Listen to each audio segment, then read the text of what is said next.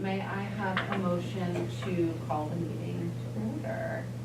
Lisa, second. Bill, all in favor? Thank you. Let's rise and do the Pledge of Allegiance. I pledge allegiance to the flag of the United States of America and to the republic for which it stands, one nation, under God, indivisible, with liberty and justice for all. Okay, so now I'm going to ask for a motion to go into executive for the purpose of personnel and legal. Yes. Negotiations, yeah. And what? Negotiations. Negotiations, yes, okay. Bill, second. Lisa, all in favor? Thank you. Thank you. Thank you very much.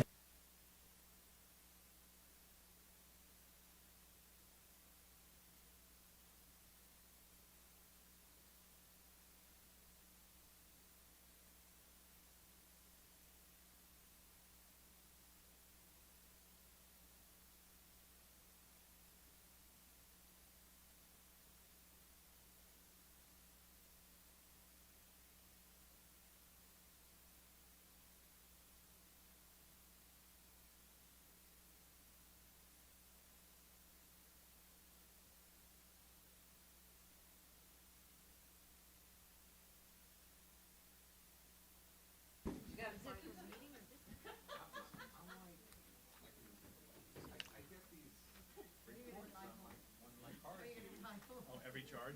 Yeah.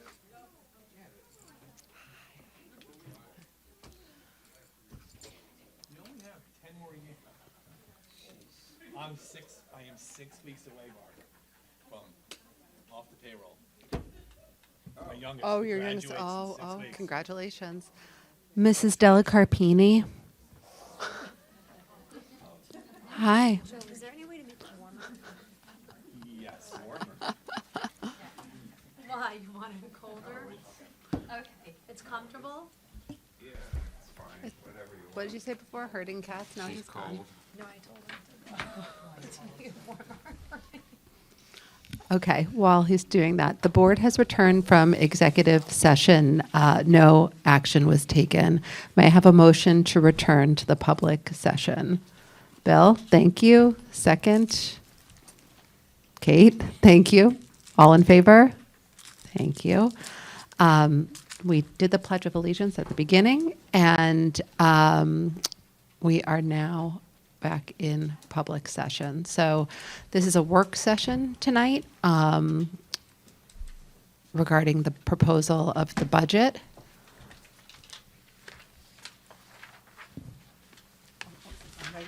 Okay, I'm looking at you. Ready, okay. Yes, we are ready.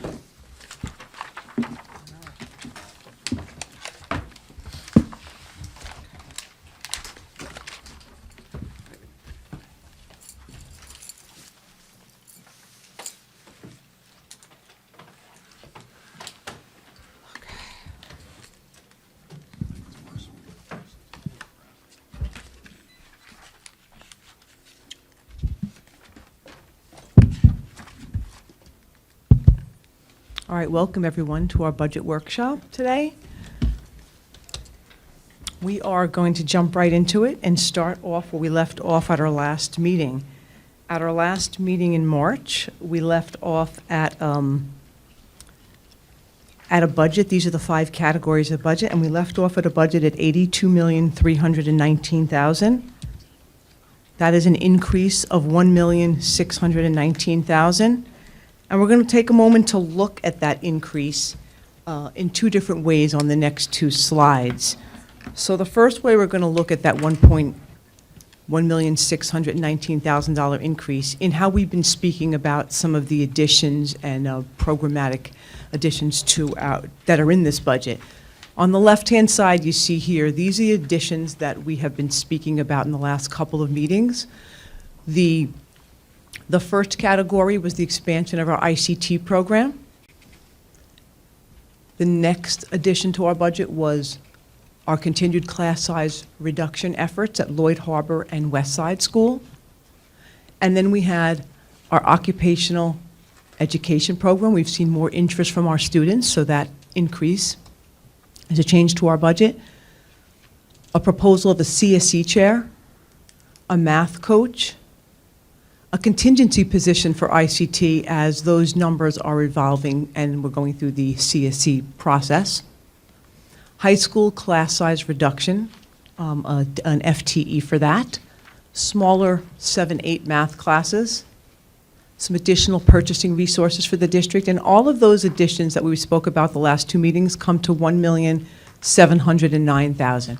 So Christine, thanks for breaking this out, because in the past, anything that was a proposed addition was always broken out separately, so the board could discuss whether or not we wanted to include it in the budget. So some of these have not been actually discussed at the board level as to whether or not we were hoping to have them included in the budget at all, right? So, The way we presented them the last two meetings is the first two. no, the last 2 years. Well, I'm The just- last 2 years, it was always presented as, here's what we'd like to add to the budget, and the board had a conversation about what that would mean, why it's needed. Mm-hmm. They were just included in the budget in the past, so this is more helpful. Great. Yeah. Right. Does anyone have questions about some of these items that are being proposed for inclusion in the budget? They're not, I think when we started, it was that these are in the budget, but this is a proposal, right? Yes, Yeah, until you okay. adopt the budget, Okay. it's proposed, yes. I probably should have asked this before. What is occupational education? Those are some of the students who go to career and tech programs, and those are off-campus programs, traditionally through BOCES. They run an aviation program, they run an automotive repair program or auto body programs. Those are some interest that some of our kids have. Even some of the performing arts programs also are in there. Is that during the school day? Yes. Okay. So does this include transportation? We built that into the transportation budget, yes. Okay. Can you just talk about the math coach? Is this a new position that we're? Yes, I'm actually going to turn it over to Ms. Lagatuda, who will speak about the math coach. How have we not heard about this at all? Right, there's a few things in here that way. Never heard of it. I'm confused because also, I don't know who's going to talk about it, but the CSE chair, I don't know, last time they were saying they were getting rid of it. I thought we had one already. No, We don't have we one? don't have a CSE chair. Oh, so. I'll didn't speak they to say the we're math. getting rid of it? Okay, let's talk about the math coach. Okay, go ahead. Yeah.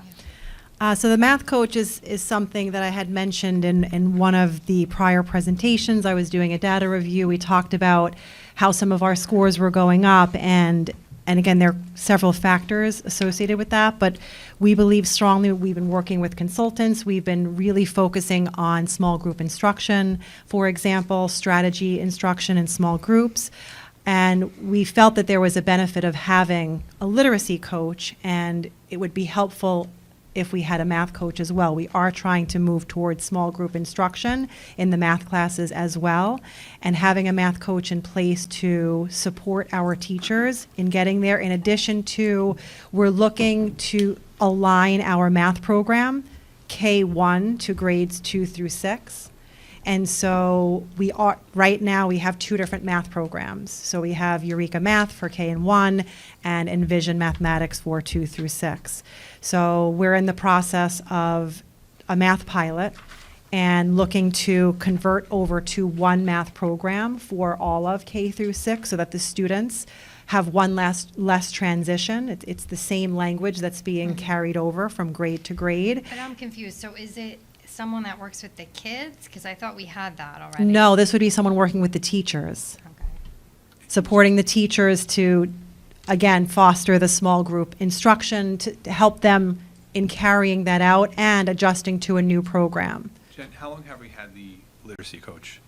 This is year 3. We had a part-time, at first it was a .5, and then it was a full-time, and this is the second year of it being full-time.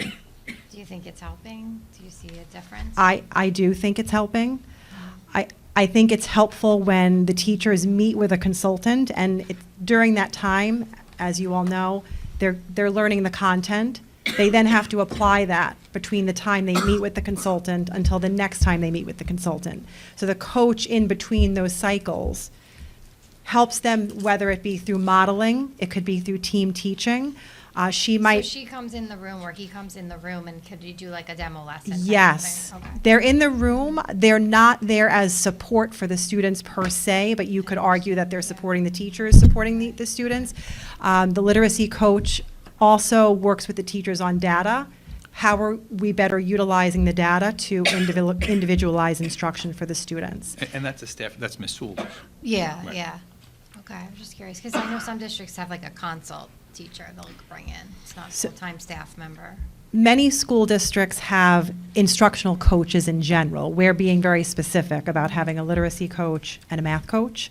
But there are districts who just have, in general, instructional coaches to keep the programs going and supporting our teachers. And we have new teachers who are coming in. So it's just ensuring that we're meeting our expectations to fidelity. And then they would provide the PD as well? Or no? Yes, so we have, that's a great question. So Ms. Sewell, for example, on our superintendent's conference days, she will provide some of that PD in small group. We may have the consultant come in to give an overview, and then they'll work in small groups, and the literacy coach is a part of that. I have a question. This is my first time through this process, so changes to the budget, changes from what, and where do these things come from? Are they bubble up from, like, the people in the room, or, I mean, this is the first time I'm seeing it.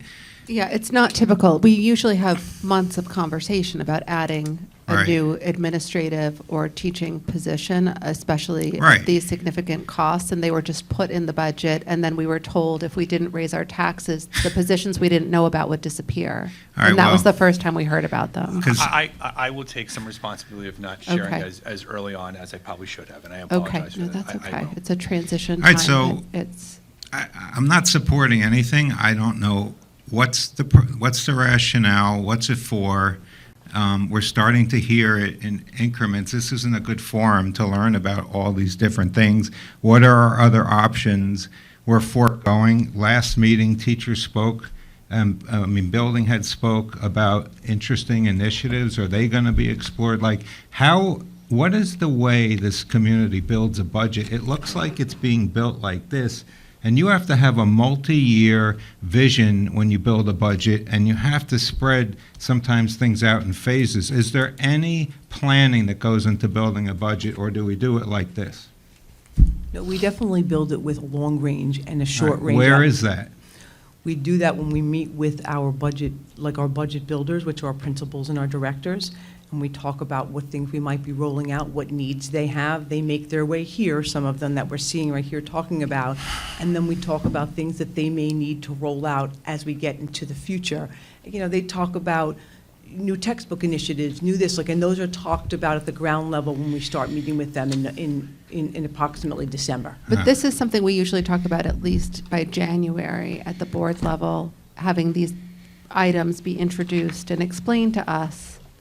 And it's now the end of March. This is why I asked for this meeting tonight, because I felt that we didn't have all the information we needed going into the last meeting, and we couldn't really do our due diligence and even asking questions, because we didn't even know that these positions existed again until I asked about the tax cap question, and then we were told the positions would be removed from the budget. It almost seemed as if they were positions that already existed and people would lose their jobs. That's what I thought.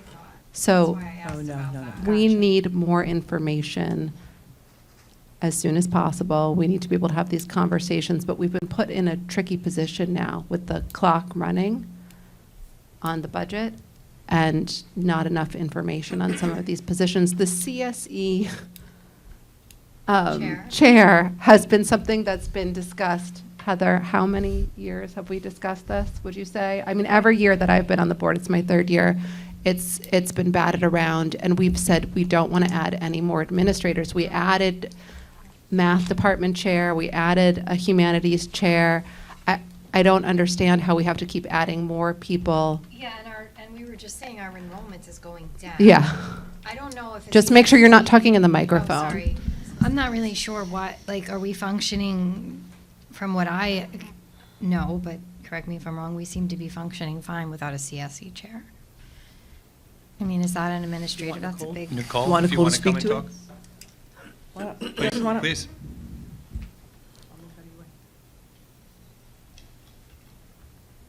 Hi, everyone.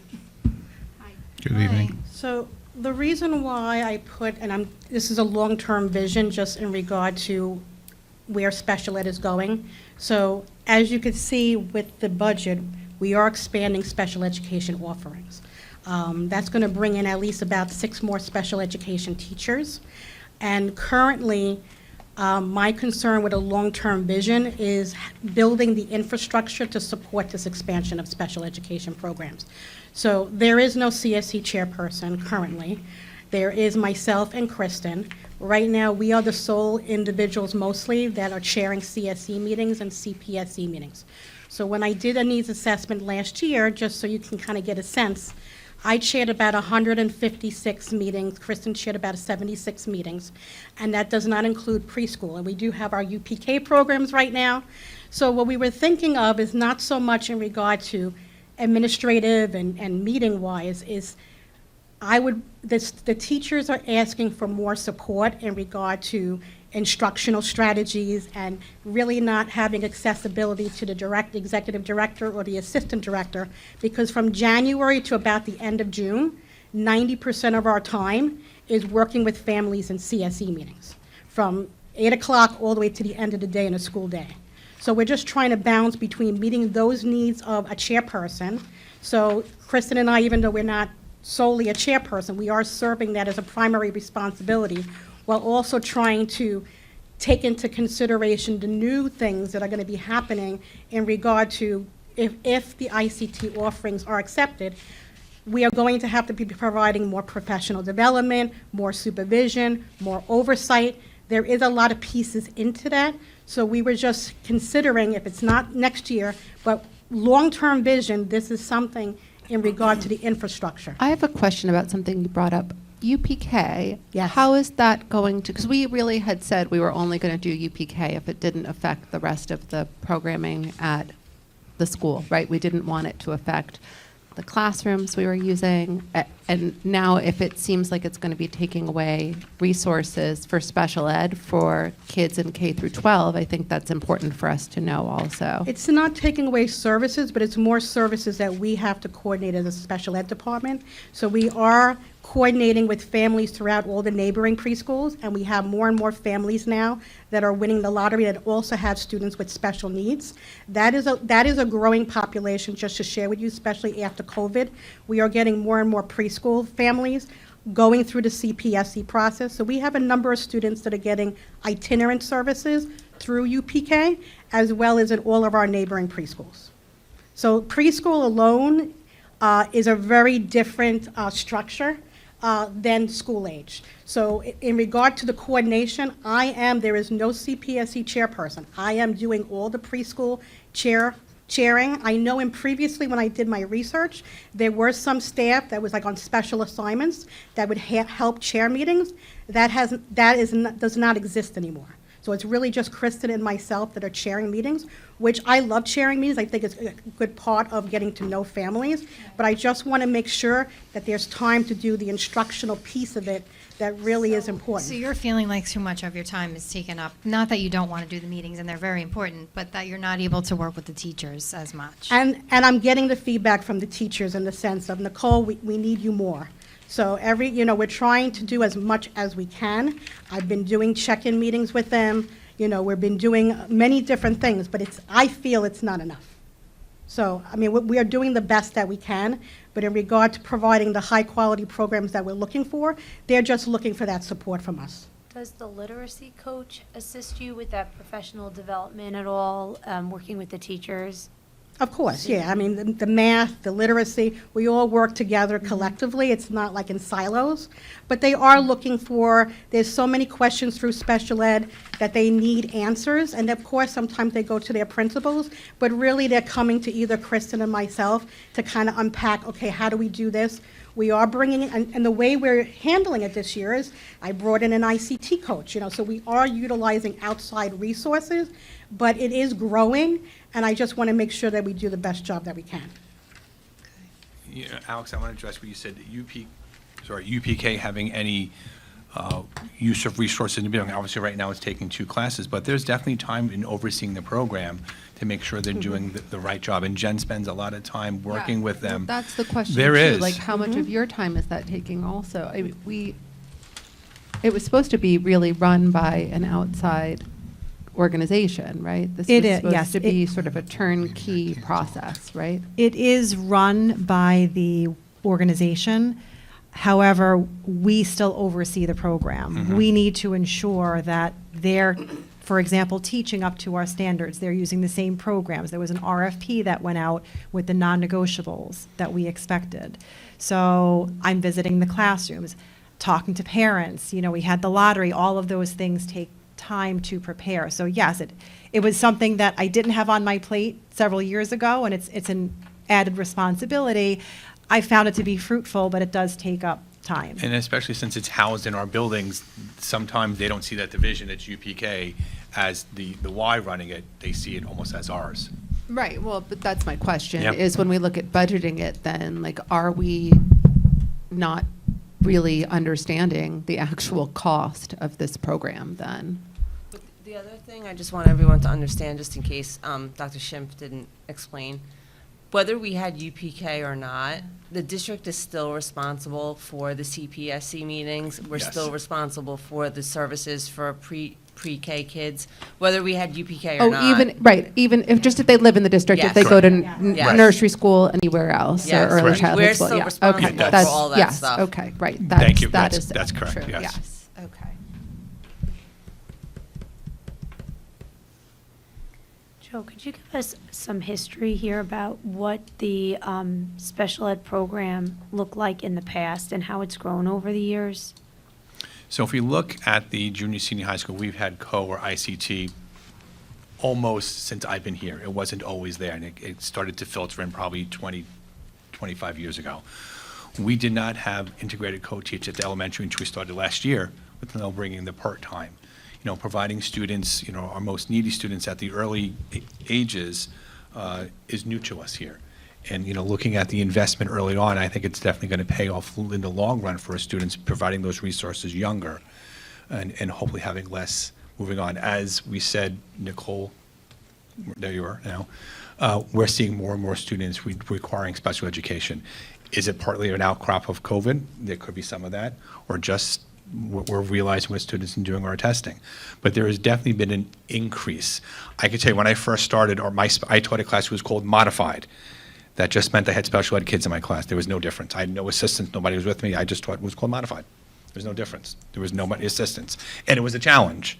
You know, I had 5 or 6 special ed kids in my class, no one assisting me, and I did what was necessary. We're definitely looking to help our kids with more small group instruction, providing what the resources they need to better succeed in class. And that's how we've been progressing here. Maybe we could go through the ICT program expansion and talk about the costs and what they're related to. Absolutely. If you look at the elementary, it's really going from a part-time to a full-time. At Westside, and correct me if I'm wrong anywhere here, we don't have in 6th grade at Westside, but we have 5th graders. So this would be continuing. So most of the cost is the move from part-time to full-time, not the addition of teachers. It's of both. classes. It's It's both, both. but So- the biggest apportionment of the cost is really going from the part-time, because that impacts every teacher. I would probably, Every would you class, say, would it be more the hiring of new to be for the class? Because we would need to add 2nd grade at Westside and 6th grade at Westside. Correct. And then everyone else is going part-time to full-time at the 2 elementary buildings. So for Goose Hill, for example, the big cost is really doing the 1st grade ICT. So we would be hiring a full-time special education teacher for that. That's an expansion. Goose Hill does not have any co-teaching classrooms right now. That has been the #1 calls I've been getting from parents. And just looking foresight-wise of children in preschool, we are getting more and more students that have those needs and are in those type of programs. So that's why I'm just trying to see how we can equip our buildings so that by the time they come, we'll be ready for them. For kindergarten for next year right now, we're closely looking at those numbers. We just finished doing some visitations. But 1st grade right now is where we're aiming to open up that ICT classroom based upon staff feedback. Which we do not have this year. We And do- will it be full-time also at? It will be Goosehead? full-time. So if there are other proposals you would like me to share in regard to, keeping it part-time and increasing the sections, I could look at that. But this proposal is the most optimal proposal of full-time.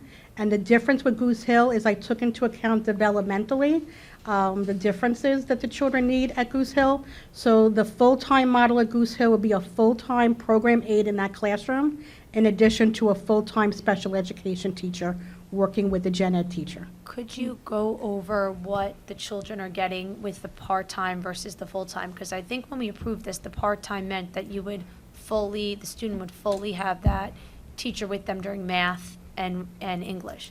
So what are the students gaining from having a full-time? Okay, great question. So this year, you are correct. What the part-time includes is the double literacy block and 1 period of math. When the special education teacher is not in the room, part of that model was a teacher assistant. Okay, and I shared last time some of the challenges that we had with recruiting and hiring teacher assistants. And one of the benefits of having the teacher in the room based upon our needs assessment this year was having more of that continuity, that consistency for the student to have just 2 teachers instead of being split with 3. The other benefit is that it would be support in all the content areas, including the social studies and the science. I think that's critical with the upper grade levels, especially when we're looking at multiple teachers and the rigor that we're looking at.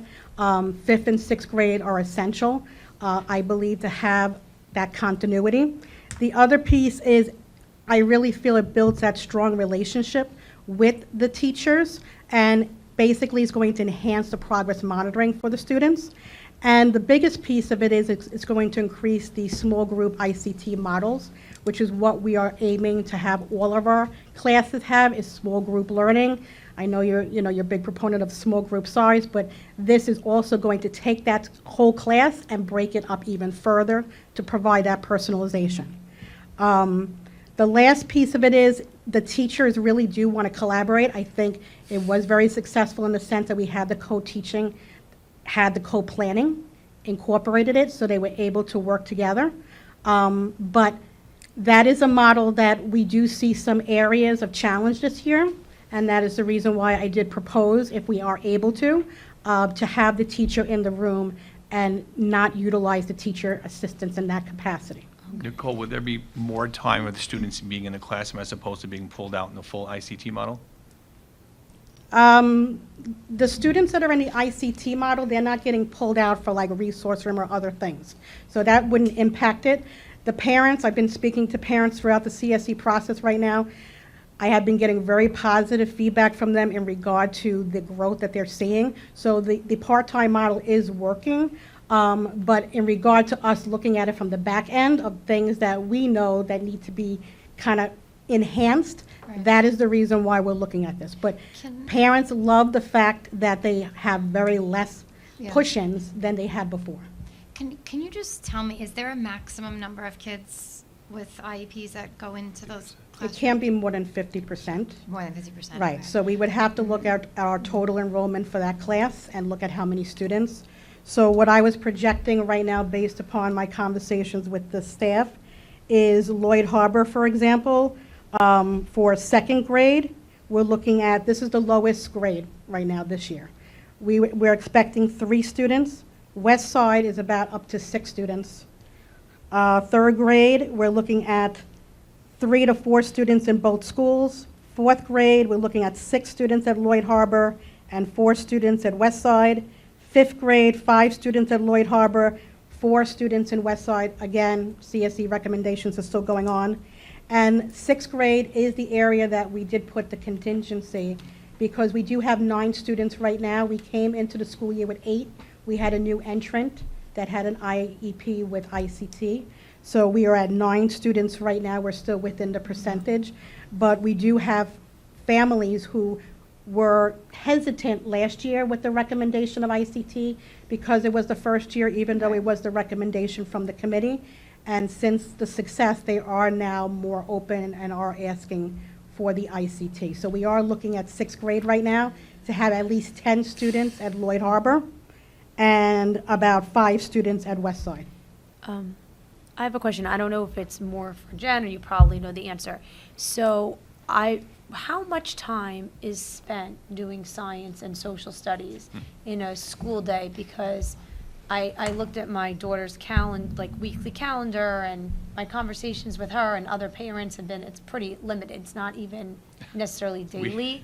And I know there's interest in that being. We've been spending countless hours trying to fit more in the 360-minute day. 'Cause so much time is spent now doing math and literacy. Yes. It's like 80%. So We had a most- 3-hour yeah. meeting just this week on it, yeah. Most school districts at minimum have an 80-minute literacy block, or one period for reading and one for writing. So that's something we feel very strongly about, and again, we're seeing improvement in our student scores. Math, if you recall, several years ago, it was at 40 minutes. It was something that the community brought up at a CPC meeting when I first arrived.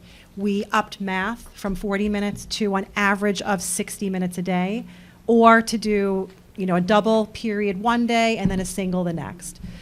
For science and social studies, at the younger grades, and it varies slightly, but it's on average, it's about 3 periods a week for science and 3 periods a week for social studies. It could be 2 and 3. They could do it. They have the flexibility to do, for example, social studies for 2 weeks if there's a unit they're covering, and then switch over to science, for example. So at this point, the going full-time is they're really only covering one period of science or social studies a day based on that, right? One period. One section a Cor- day. one So that would period- make you go from part-time to full-time, or they also I do think you're going to? talking ICT. ICT. Oh, I'm sorry. blending Okay. it. Okay. Yeah. But I did, before we go there, I just wanted to add, we are working with a consultant, as Mr. Monastero pointed out. We're trying to figure out where if there's overlap, that we have the interdisciplinary instruction taking place. Where can we embed social studies, for example, in the literacy block? We could be doing both of those at the same time. STEAM, for example. So we have all of these requirements from New York State that we have to adhere to. One of them is the computer science, digital fluency standards. We also have career and technical education. So where are we fitting all of this in? So we're trying to see, can we fit STEAM, for example, into our math and science It's too periods, much. if we were to expand the number of periods we're giving. So we have to do STEAM because that's a state mandate, or is that something We we have need to include, enhance? so not STEAM per se, but we have computer science, digital Computer fluency science. standards that we have to meet We K do it through in some. 12. So we do need a certain amount of time for STEAM You're going to and hate health. that I'm saying And so- this, but I think we need more recess time. Oh. I agree. Yeah. At the end of the meeting, I mean, the Make the truth is, we school need day more. longer. Schools are doing But that. we need more time. I mean, we have 360 minutes.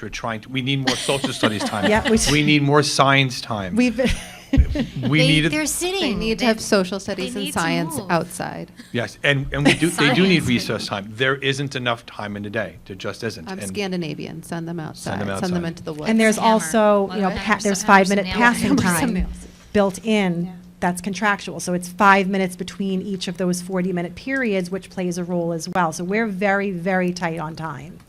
But we're you're- trying Okay. to figure out a way to give more time to science and social studies, whether it's through an interdisciplinary way or having more periods I designated. feel like you lose a little bit, just from what I've seen with my kids as a personal note through that. Like, I think there's something to be said for, like, knowing stuff when it comes to social studies instead Yes. of analyzing it, because they're so young. We're talking about elementary here. They don't even know stuff yet. So how can they analyze stuff if they don't know?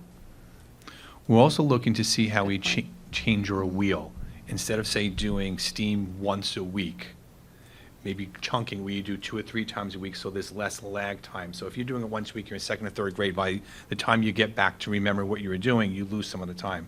So we're looking to chunk this more, so it'll be more like, you maybe do three STEAM lessons in a week, 3 Right, art 'cause lessons now- in a week, so you get more done in less time, because there's less remembering, catching back Right, where so you now my started 5th from. grader's doing like just makerspace for a few weeks, and then she's gonna, before that, she did social studies. Right. So now she'll have no science or no social studies for a few weeks, because she's focusing on making We- something in STEAM, right? it- That's what's happening? It shouldn't be so much in science and social studies, it's more art, STEAM, those are the things. There may be a little, they may. It's like she has a unit where she's focusing on this and the other kids are focusing on that, and then they switch off, she was telling me. This is from a fifth grader, so I Right. don't, maybe this is not appropriate, or, Well, it depends. The teachers have flexibility, so they can, we have the minutes all mapped out. It's just a matter of Yeah. how they're shuffling them. So yes, there are some teachers. she could be reporting it wrong. I don't, No, or it's a little of both. I don't know. Right, you I give a will- little more to something because you want to stay on task, and then you come back to it. So over the course of the year, it's going to even out. But you're using your time more efficiently as opposed to like doing a socialized concept one time every week. You have to reteach to get them to get going again, Yeah. try and chunk it more together. because they're trying to make the most of that limited time they're getting for Exactly. those studies. And I can reshare, I had the documents that I had shared with you about the minutes for each grade level. I could reshare that in the Friday note, just so you could see where we're at right now, and we're having a That would be conversation helpful. about where we can Yeah, get that to. would be I have a question, Christine. So, and, you know, I'm a big fan of the special ed program here in Cold Spring Harbor. It saved us more than once and continues to do so. But this is like, if I look at it, about $1 million, right? That's pretty much For the special ed program? here. Just the ICT program alone, what did we spend to add that in last year? I'd have to look back. Okay. Memory serves me, it was about $500,000 or last year, do you? It was approximately $500,000, but also if you remember, I did cut our general fund budget about $200,000. Yeah. So I was able to balance it out. Yeah, and listen, I think it's a really important program, but I also think it's important to note that of this 1.7, about $1 million of it is special ed. Is that right? It's the ICT program. And the Lloyd Harbor ICT contingency, would you say that's one of those areas where when we have the overages, like this is where that padding is built in a little bit?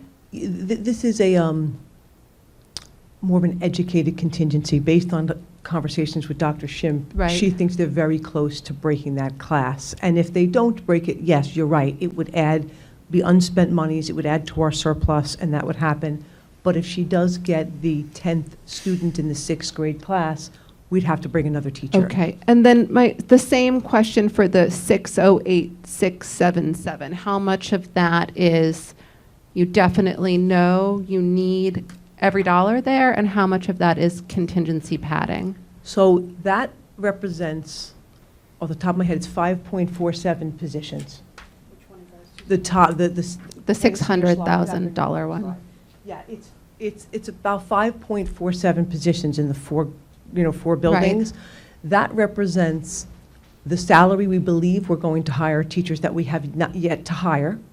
It also anticipates where they might be for health insurance when they come in. So somebody might come in and we don't know what their family status is, and we are building a budget. You understand my question, though. You know with the enrollment and the students who have IEPs and what each class looks like, that you actually need all of these teachers, or is this This just is in in case consult a with Dr. section Shin. breaks? No, this is, If the projections are after the CSE recommendation, this is what we would need. This is based on the CSE recommendations and projected enrollment or actual enrollment? It's based upon the projections of the actual, what we would Okay. need, but I don't have the actual Sure. CSE recommendations. Right, But they're it still was in ongoing, consultation yeah. with the teachers, and I have a close sense of what those recommendations would be, unless the parents are against them. Okay. Those were the numbers, I'm sorry, Bill. Sorry, I may have misheard it. I thought Goose Hill had a need, first grade. Yeah. Why is it only 50,000 up there? I would think it would have been a bigger number. Currently, we have a part-time teacher there, so So we're it's just basically. expanding. Okay. Correct. Thank you. Thank you. I've had many parents compliment the program. It's a and great program. Thought it, you really pulled it together quickly, this whole program, so thank you for that.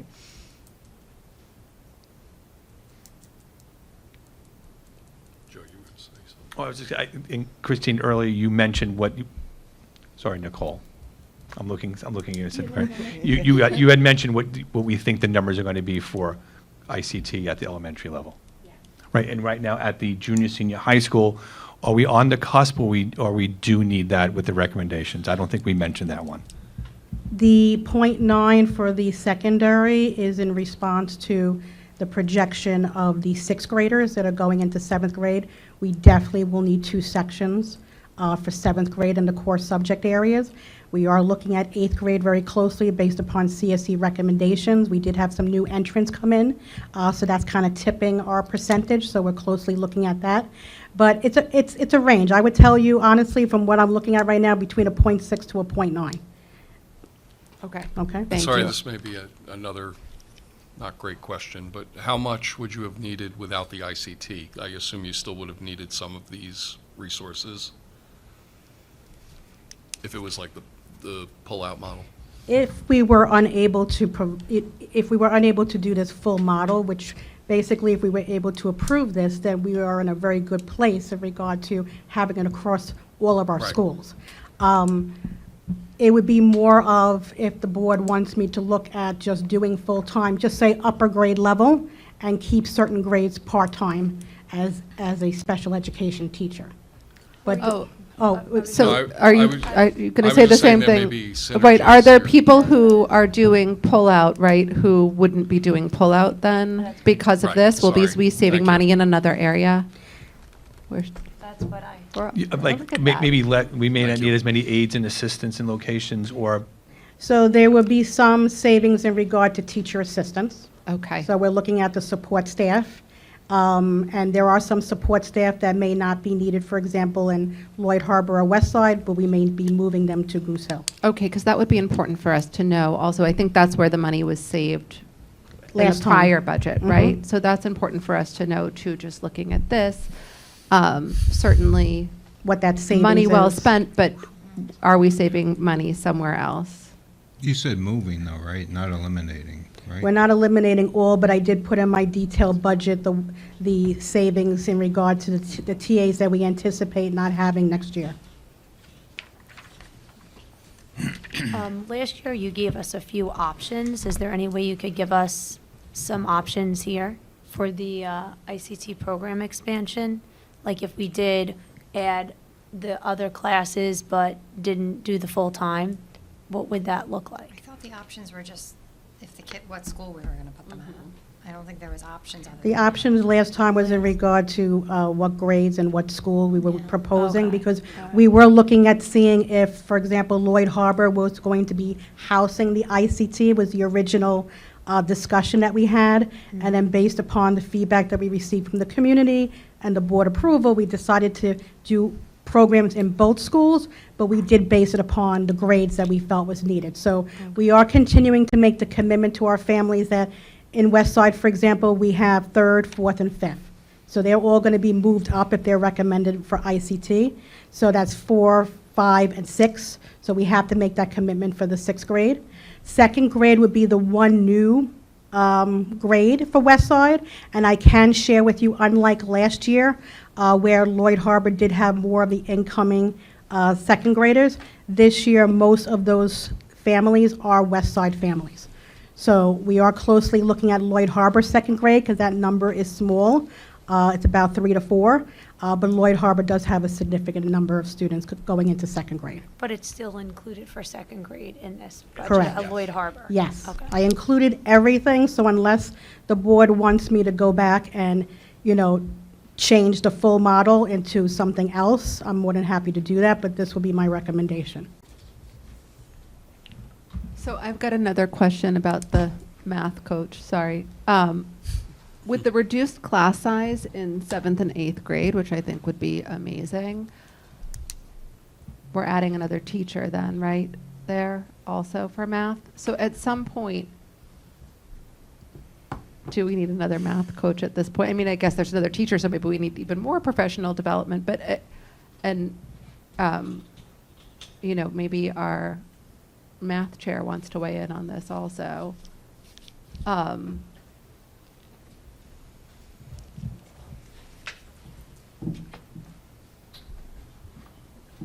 So at the secondary level, we're trying to lower class sizes in our Math 7, Math 7 pre-algebra to make sure that we're providing, targeted instruction to our students.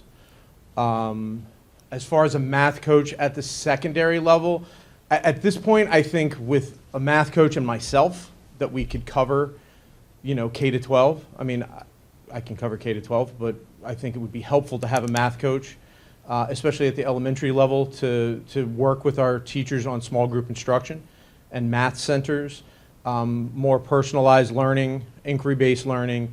A lot of the programs that we are piloting and looking at are more of what's called building thinking classrooms mindset, which is more inquiry-based, teaching students how to think, so that when they get to state exams and they may ask that question in a little bit different manner, they can respond and answer the questions appropriately.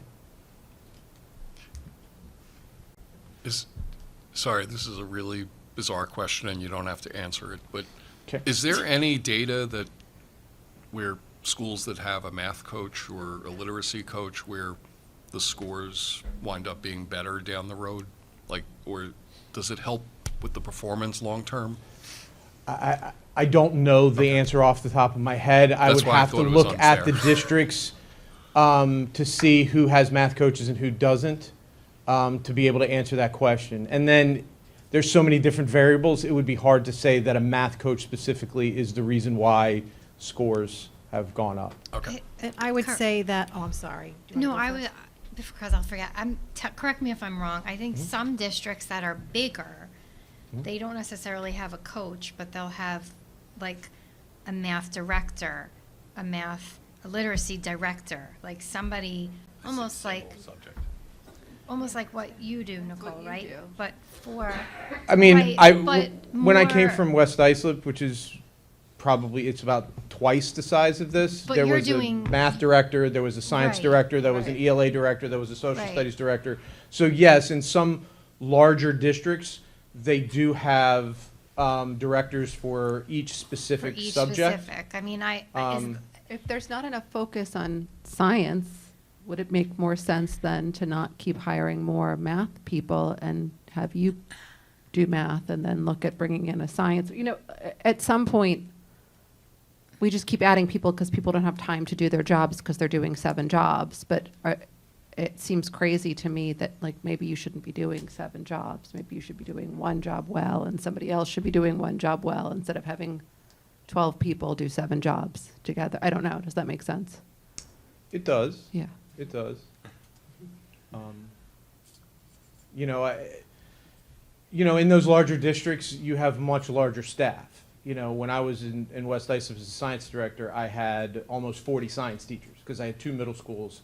So I But so don't here, have as where we many- have declining enrollment, Right. we're breaking our classes. I mean, it's like literally, people who say it's almost like a private school. It's like a private school now. Now it's like rolling out these class sizes next year. I just don't Welcome to know. private school.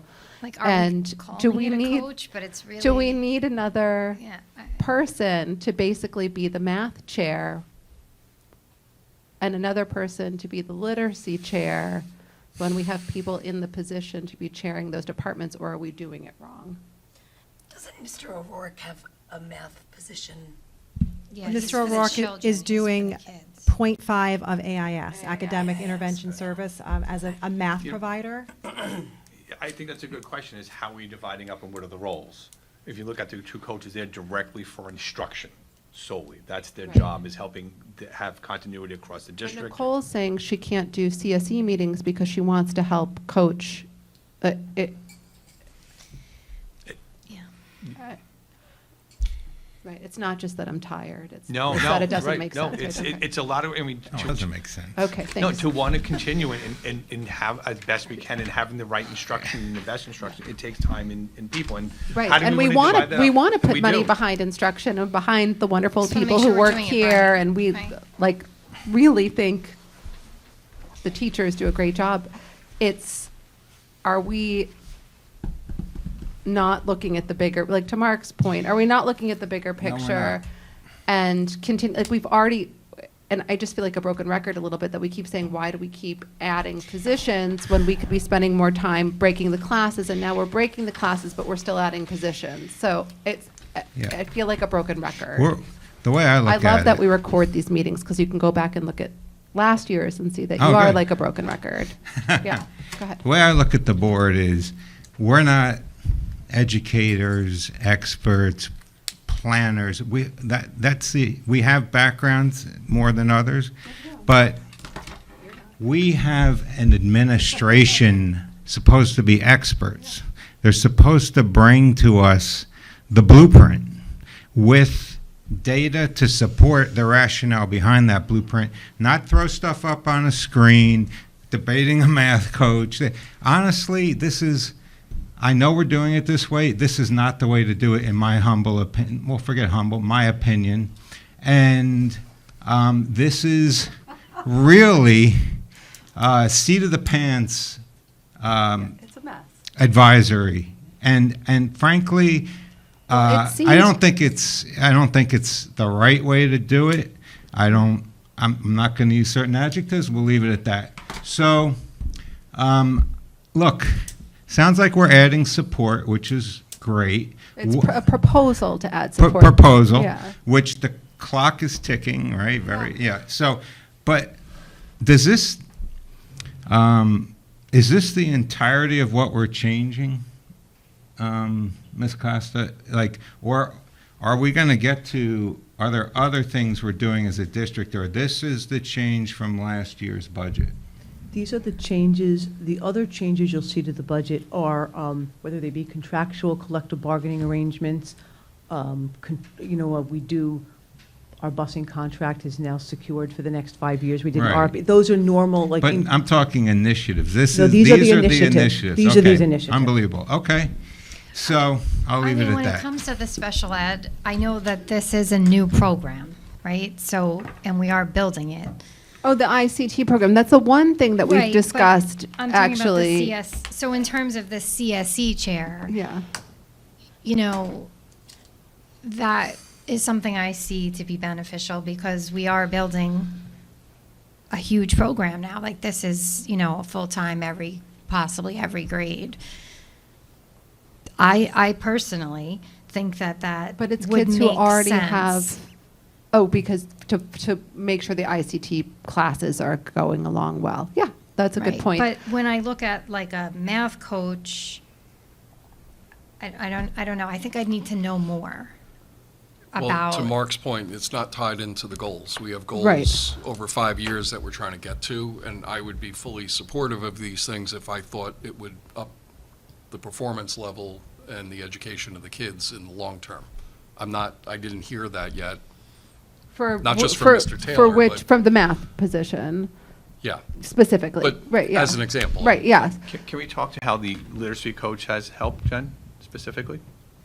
Yes, I mean, I'm just going to go back to the data presentation, and I can certainly come more, if you have deeper levels of questions, I'm happy to go back and bring. Well, we didn't know to even have questions because this was only presented to us when we asked what, and this isn't, I'm not saying because of you, but this was only presented to us when we asked, I asked what would happen if we didn't raise taxes at all, and we were told, well, then you'd have to cut the following positions, and we were like, those positions don't exist yet. What do you mean we'd be cutting them? Who are they?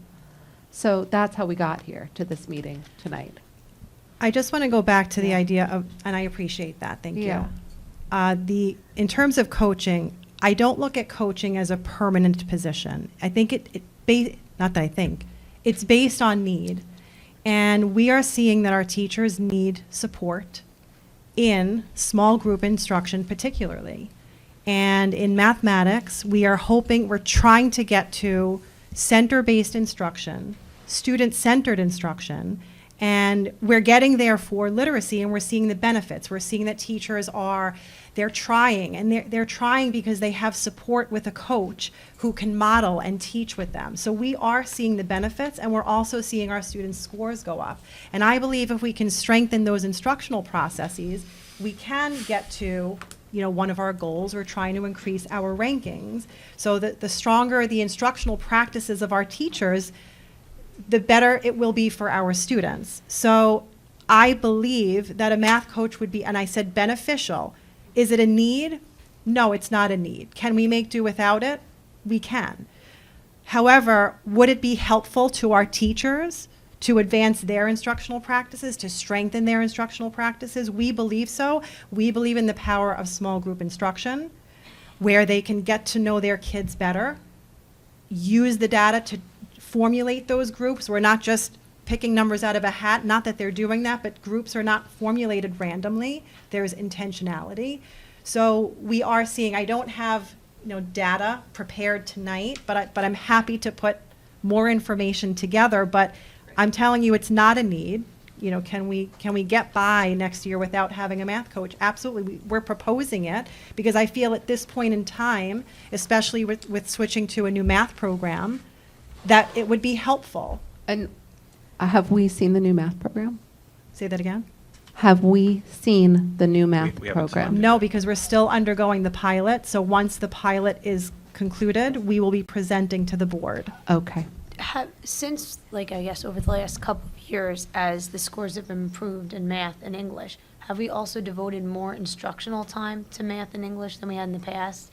And now, and that kind of ties into our earlier conversation, less social studies and science, but for the purpose. No, so we didn't take away from social studies and science to increase the math. But we have We increased our decreased math. health, and we decreased, there was, going blank, but we decreased other areas. Okay. We did, so math was increased from 40 Less. minutes to 60. So they've been having more sitting time in those in math and English. So that also could be, But that it- also could contribute to an increase in scores. Like if you're doing the same thing more.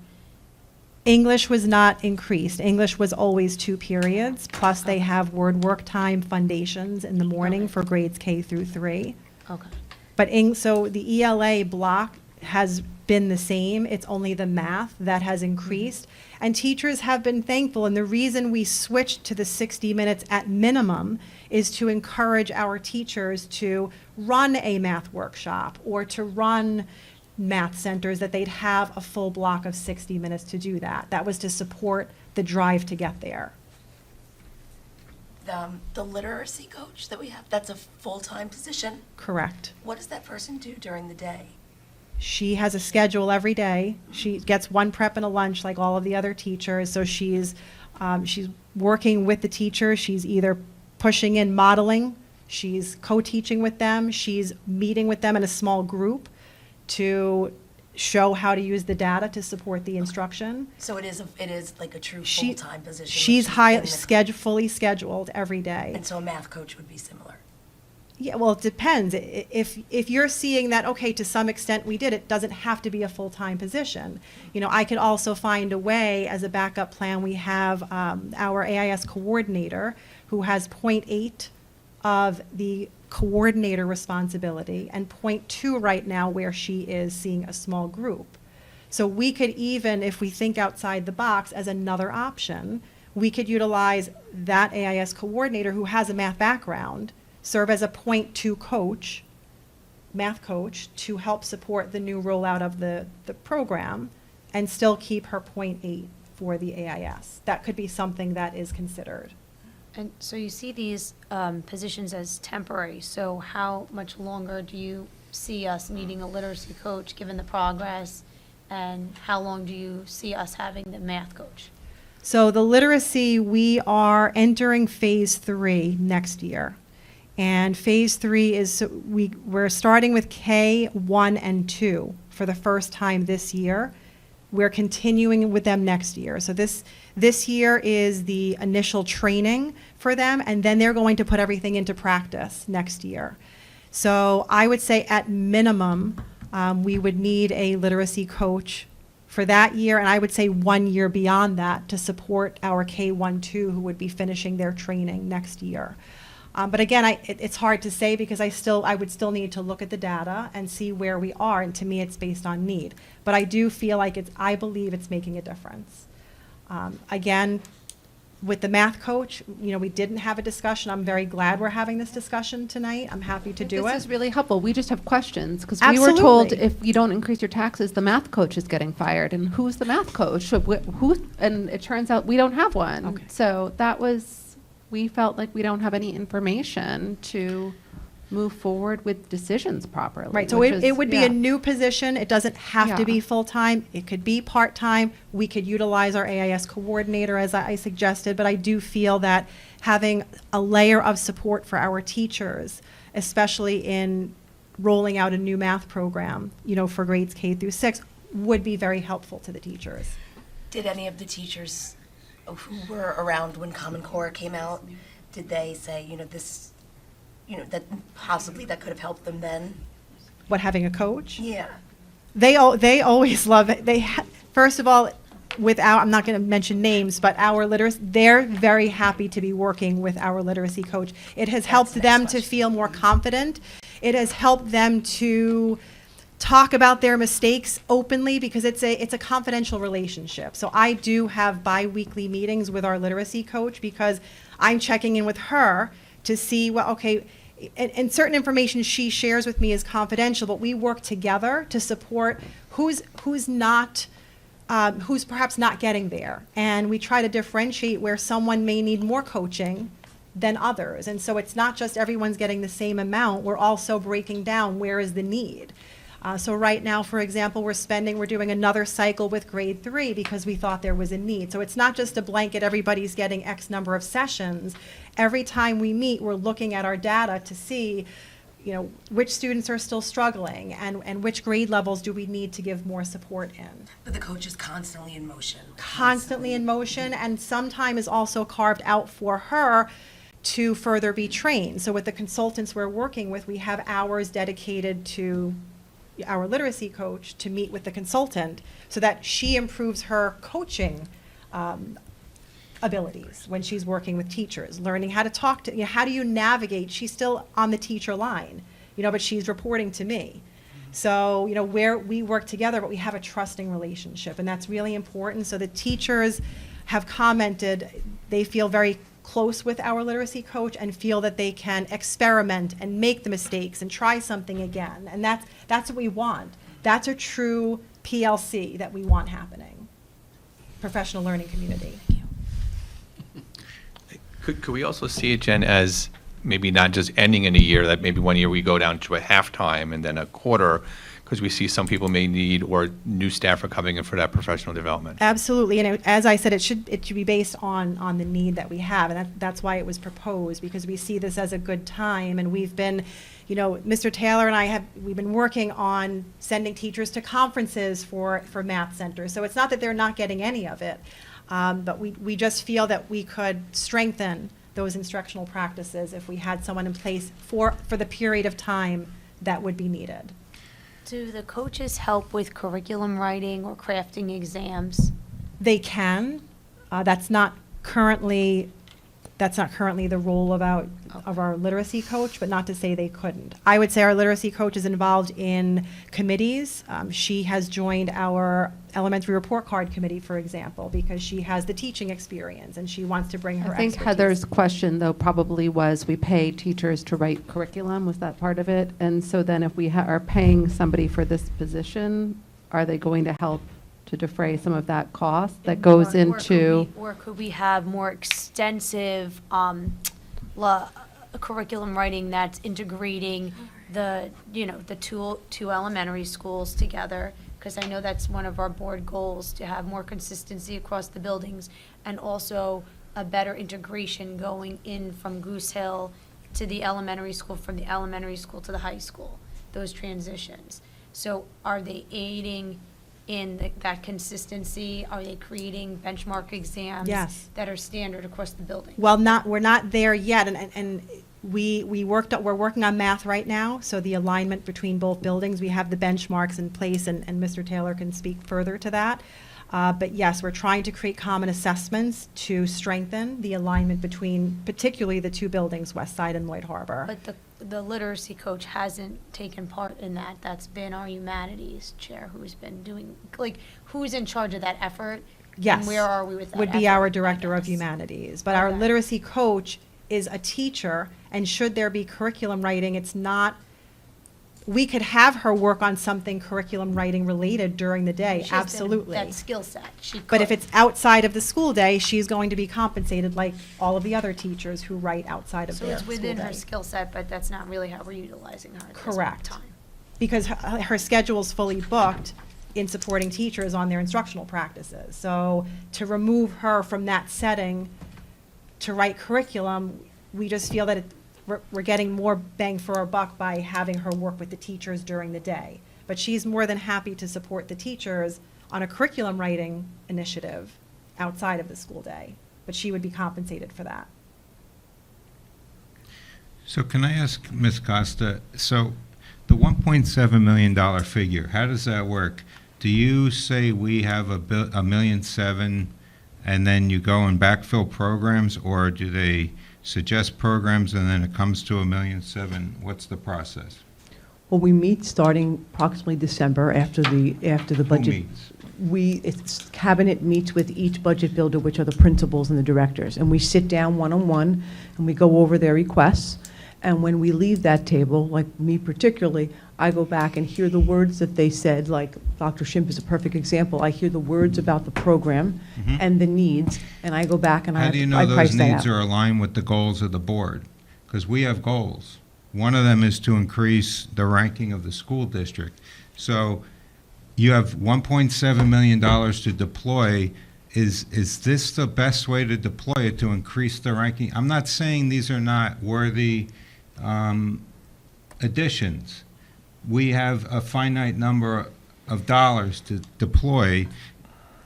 I just don't see there's a lot of, I'm sorry. and I'm just trying to understand this process to see if it makes sense. I'm not saying these are not worthy. I'm learning as we go. That said, are these our top priorities in the school? And if so, does this bring excellence in education? Does this increase rigor? Is this how we're going to take Cold Spring Harbor to the next level? Well, these are the additions that we have put forward for your consideration for you, after meeting with our educators to say, do you agree, board, this is what we're putting forward as, with price tags on them as our And do you admission. stop, and say, it's okay, this is going to be 1.7, or like, how do you do it from your end in terms of crafting a budget? Well, my job is to listen to everybody's desires So and they needs. stopped at this, and then it came to 1.7? These are the programs that we. That's the whole wish list, right there, to bring excellence in education. Sorry. Okay. Yeah, that is a wish list. If we don't increase our taxes at all, that is $1.6 million. Is that right? That we're, A little less, but yes. Okay, so Yes. what was the cushion built in, looks like this year's budget will turn out to be? Do you have a projection on that? The additional surplus? I don't have an estimate for the surplus for the 25-26 budget yet until we begin to determine what No, our final. 24, The 25. current year. Oh, current year.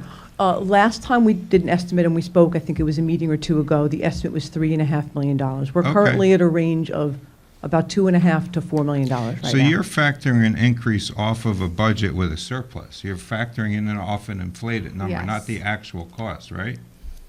yes. We build the budget based on Based on an estimated. inflated yeah. number, okay. And But we don't know how inflated it is. We do know how I think inflated it is. it's And it's around actually on another 3.3. slide here, which is why we have been asking to see things without a tax increase, because we could probably do all of this if we approved it without even increasing our taxes, without going over our budget. Is that accurate? You could appropriate additional fund balance. We can look at that slide if you'd like. Right, Yeah. You- Yes. You want to go there? yeah, could you Yeah. please? Yeah, wait, before we do, I had one more question that we Sure. didn't get to, and it's just, there was one more, purchasing resources, $95,000, what's that? Sure. Mr. Monastero and I met, and we do not have a dedicated purchasing person in the district or resources, so as we move forward with different. So it's another position? we haven't determined the exact way that we're going to meet the additional needs of some of the purchasing changes in the district, but we are identifying that we need dedicated resources to do some of that. To get, what, better pricing? Yeah, and better things? pricing, write some bids, be able to bids compare. in-house. We sorely need that. So what's the projected return on that extra expense? So we're going to spend money to save money. What's the projected savings on hiring It's a somebody? good question. Yeah. You don't know? Then could- why would you hire someone if you have no idea what the projected savings is going to be? Because you're hiring someone to save money, but you have no idea what the savings is going to be. It doesn't work like that. Well, we would have to keep track of that after the purchasing, but Okay. the board has asked for comparison purchasing data, which we would need to do that, and we need to Okay. do that work. It's a position. Oh, I It's a thought it was position. We actually just like found these out. two. We just found out. It's another So- position. I'm still Yeah. scratching my head that this is the entire wish list of this school, and we heard last meeting some wonderful ideas, and that I think would be of great benefit to the students. Is that just me writing stuff down, people talking, or do we actually ever contemplate introducing some of Mr. Dan Buskey had actually everybody that got to the mic had great ideas. We need more storage. Is that it? That's not addressed, right? I mean, none of those ideas, which many had merit or all had merit, we could argue, in addition to this. So and I'll stop saying it, I'm really disappointed that this is how we build a budget, where you meet and then you come and then we're But just. it's not. If you go back and watch last year's January meeting, it's not. This is not how it's typically done. Oh, okay. And we've been given the wish list of the big items in advance. Last year, the board had a wish list of items as well. And then we saw what it would look like to have them in the budget, to not have them in the budget. And we did not get that with these this year. We were just told that they were in the budget. So, and with no explanation. I want to say. We should not get to the end of You March also and find out that this shouldn't is. build budgets on inflated numbers. Yeah, we talk about that every year, too. So can we see, Christine, then the following slides where it shows us what we can afford? Sure. Thank you. So if you agreed that this is the expenditure budget that you were going forward with, if you agreed with that, this would be, this is a 0% tax levy, and that would be your expenditure total, $82 million. And the board can make the decision to designate additional fund balance so that we have a balanced budget of expenditures to revenues, and that is a decision that the board can make that would support all the expenditures in the budget. So, just regarding what Mark said, like Dr. Barnes had asked for like $25,000 for West Side. Was that included in the changes to budget? Everything that Dr. Barnes asked for in his budget development is in his budget. In his budget, but the changes to budget, Yeah, they're in. They're in the budget.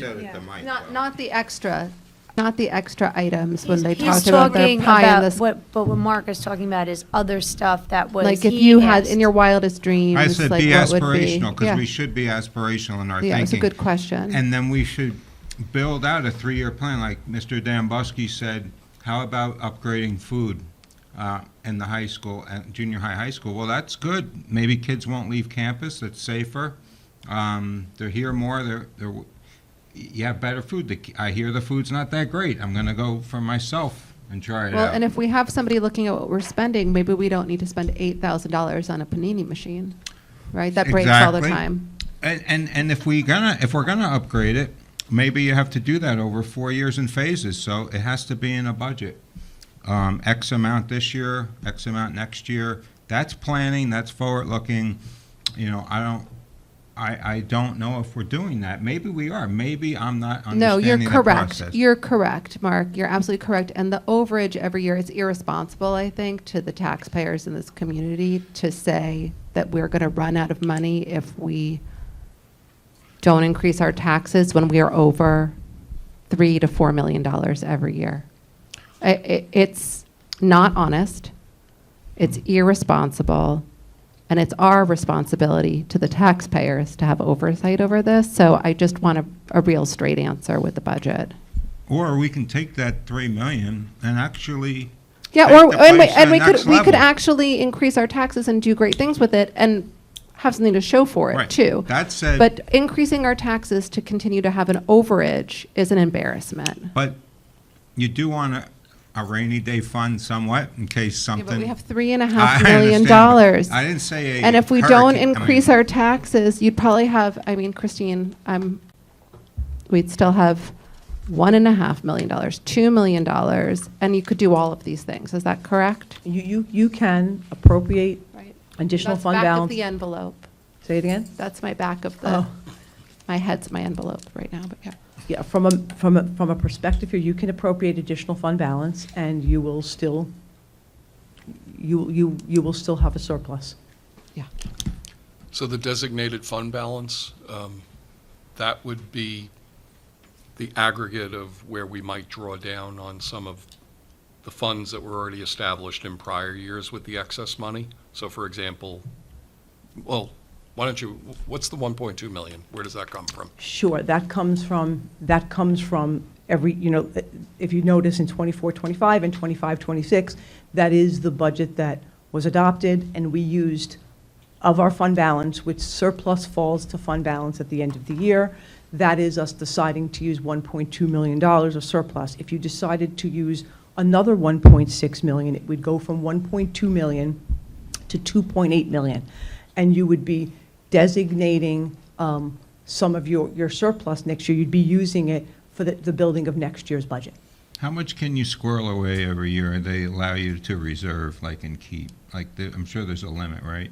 There is not a limit other than one reserve has a statutory limit, the Teachers' Retirement System Reserve.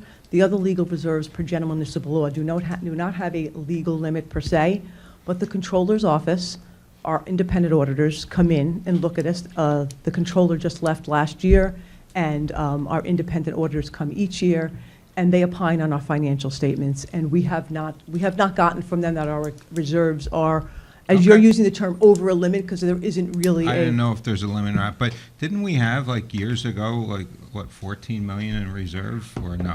Was that something else?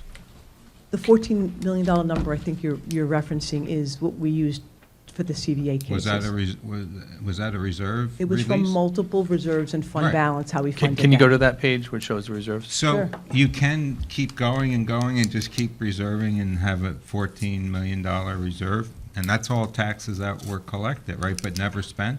Is that? So if you look at this slide, Mark, one of the reserves no? that you're talking about is, you were Yes or no, though? I To his question, that's a yes or no question. asked the question again, Ask the Mark? question again, Mark. So the reserves that are accumulated are just taxes that are collected but never spent, right? That are put away for specific identified purposes. Well, they're not, okay. They are specifically earmarked, but there's a cushion in them, so you're not spending to that full level. That is yeah, correct. That is okay. correct. Well, those That's fund correct. balances only show up when we have an excess. Correct. So they're earmarked in you're- theory, you are but they're correct. not earmarked in correct. reality, but fair enough. All right, as long as, and they do this all the time in other this is customary, right? This is customary. Other districts are building $10+ million reserves Yes. for our size budget on an, Customary. excellent, okay. So one of your questions, Mark, was about the cafeteria at the high school. Yes. And that is an item, but we would be considering a renovation to a cafeteria. It's not a general fund expense, it's a capital fund expense. And that's really a use of our capital reserve. And we would determine, let's say the cost to renovate was $2 million, the cafeteria, and the board decided to move forward, we would ask them to vote on using the capital reserve to fund the renovation of the cafeteria. Is that, And where's the capital reserve on there? It's about fourth down. Restricted for 8.6 Correct. million. So capital improvements, like Ms. Cosme stood up and spoke about needing additional space at Goose Hill, or that would be on her grand wish list, you'd be using the capital reserve to do that. And then that capital reserve is a different reserve from the $14 million reserve we had years ago? That's different from the capital reserve? The $14 million reserve was a number of reserves. The public voted to liquidate the No, capital. forget we liquidated.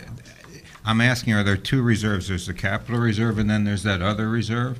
There's everything on this page that says the word reserve at the beginning of its title, reserved for are all the different reserves. So when we drew down the $14 million reserve, we still had a capital reserve? We still had a capital reserve. Oh, interesting. So we're really packing it away every year. It was a plan, the capital reserve, the liability reserve, and you see that bottom line called unassigned. That bottom line unassigned, we agreed to use that reserve. I have no problem if we're collecting money and then getting a return on it for the taxpayer. If they don't have kids in the district, they're getting the return in the sense that the school district's amazing and their house is worth more, and that's their contribution, and for the kids. But if we're going to collect money, let's have a blueprint and a plan that's thought out, that is based in good grounding, and we're not trying to figure out if we need a math Transparent. coach or not. Transparent. At 10 of 9 or whatever, and let's have a real process. And the board goals should be part of the sit-down process, don't you think? Because Absolutely.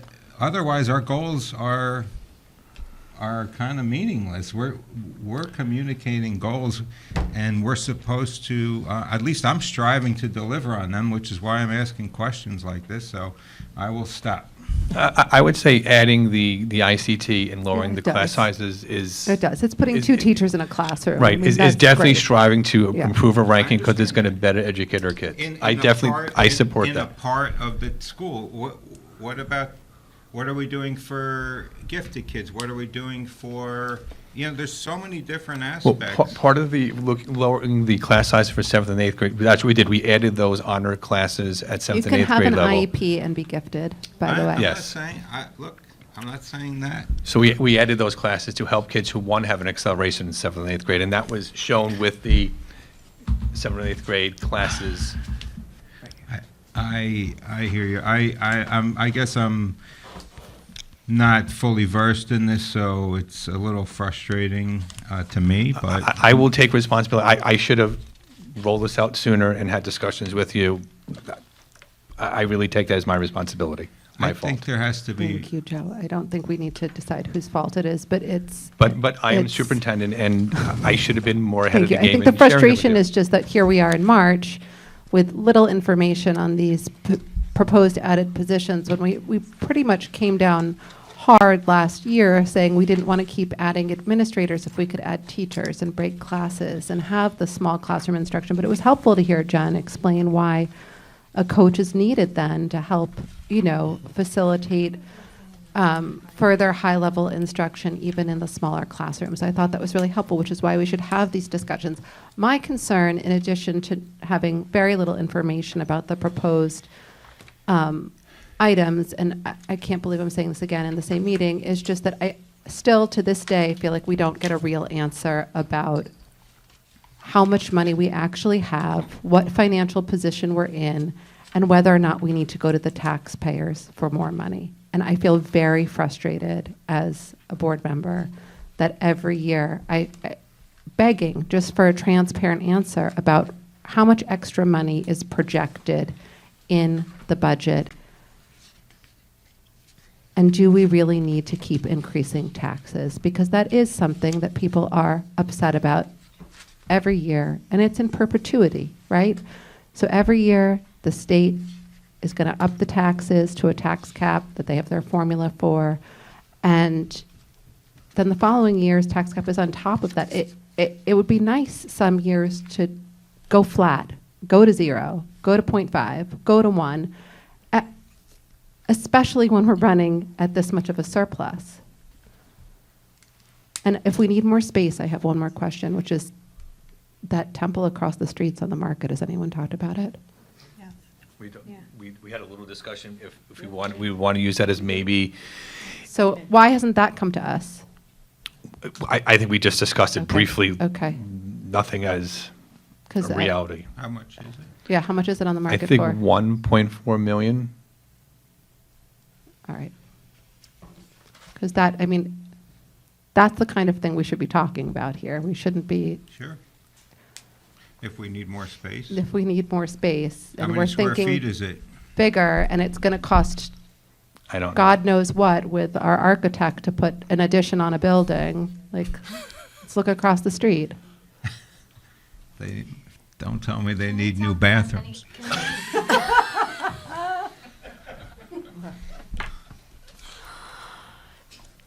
But to what Mark was saying and Alex as well, it's really not a question of, are these not good ideas or interesting ideas that we need more information about, but are there other ideas that touch on other areas, facilities, updating things, different programming, more extensive programs? Should we be discussing a bigger universe? Like when we're having these Right, discussions? we should be talking about bigger other picture. Can you move the items? district offices across the street and make this all Goose Hill School, right? I mean, And that could help right? long-term plan. Yeah, I mean, why aren't we thinking bigger? We have the resources. That's what I think. But you need planning, you need vision, you need vision. And It's like we're always behind the eight ball. When We I can't even have started, this I said, conversation. we're doing the budget looking 3 inches in front of our nose, and good budgets are built over a a long multi-year range. period with vision and phases. Yes. And maybe it's going on, if it's No, going we're not on, getting that it's guidance. being well hidden. So why don't we ask for that starting next year? Yeah. Multi-year Right. budget and Yes. tied to goals, if Yes. it can. That's the Yeah. way to do it. I think so.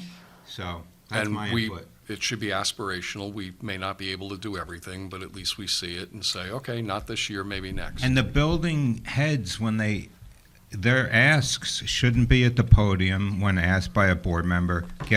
They should be allowed to put whatever they want in their asks, and maybe they're allowed to, but if they don't feel they, "Oh, I better not ask for this," ask. Right, Just put a pie in the sky area, Ask, right? and we'll figure out if we can pay for it or not. That's how you take a We place have to the next so much level. money, and I got to tell you, I'm driving through our high school. We have so much money, Christine, and it's filthy. Like the grounds are filthy. That wall, that as you're leaving the high school, I mean, I don't know when the last time that was cleaned. It just looks like no one takes care of this place, and I don't understand how we're spending this much money, and bleachers are dirty, the walls filthy, carpets outside the building are threadbare. 80-something million we spend every year. So I can't imagine that with all the money we're putting into all the facilities people, that our campus should ever look like that, right? There shouldn't be moss growing and filth. Can I ask a question? Okay, I have two questions. One is the security. I see it went up 50%. Is that because we hired? Bless you. Yeah, we saved on the consultant. Yeah. We saved on the consultant, but we went up. Yeah, it wasn't one for one, but, well, What? you would know, but there was an offset. Yeah, we it was moved the because money of, we from BOCES. didn't use covert anymore. Okay. Up to the salary And the line for oil, Richmond. Can you talk to me about this Yes. oil situation here? I know we had a problem with the tank. We took a tank out. Right, they dumped the big tanks, Because I'm just looking at the numbers. and here. now we pay for oil like every week or something? Is that what you said, every few Oh, you're days talking sometimes? about the capital, the capital construction. So when the oil tanks were removed for the high school Science way. addition of the science wing, the tanks were under where the science wing now is. Those were removed. And the original plans for the bond that date back to 2018 and 19, when it was voted on, was to move to gas.